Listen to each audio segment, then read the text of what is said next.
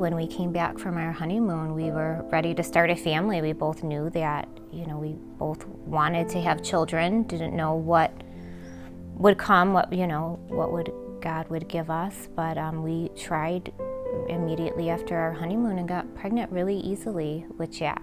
So it was very much a surprise and super exciting. A lot of anticipation and anxiety going into the weeks before my due date. He was delivered and it was a boy, and they placed him on my chest very quickly, and immediately the nurses knew that something was wrong. So that's when they took him away from us, but he was still in the room. He was at the foot of my bed, and they called for a crash cart. A team of nurses came in and got all their medical stuff out, and he stopped breathing for a little bit, so they had to bag him.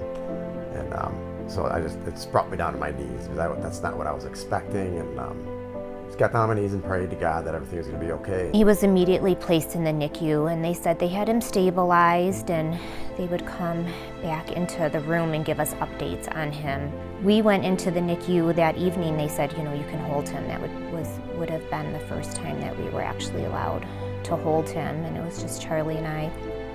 And we went in and they put him in my arms, and he stopped breathing in my arms.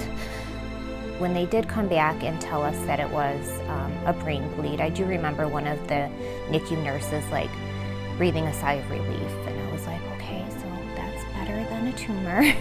And then they gave us the option. It was kind of above what they were capable of doing here, so gave us the option to go to Grand Rapids or Ann Arbor. Yeah, and I definitely said Ann Arbor. Charlie chose, he wanted to go to Ann Arbor.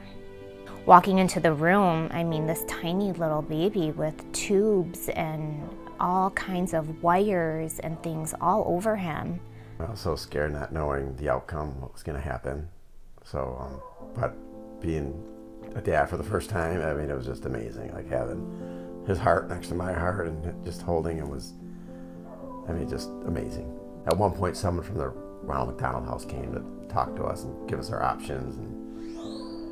Yeah, so they have a Ronald McDonald, part of the Ronald McDonald house is set up inside Mott's hospital. So it was just one floor up, which was really nice. It was the dead of winter and snow on the ground, and we were able to not have to even walk outside to go to bed for the night. So we would just go up a floor and down a floor and visit Jack. We were in his room nonstop. We would just go to basically sleep and shower and go back for Jack the next day. They gave us a home and comfort and meals and other families that were going through the same thing that we were going through.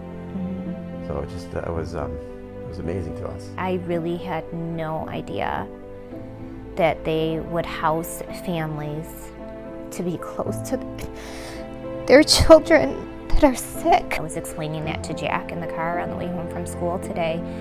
They gave us the opportunity to be with you for that whole month when you were sick. And it touches your life, and it's just an amazing organization.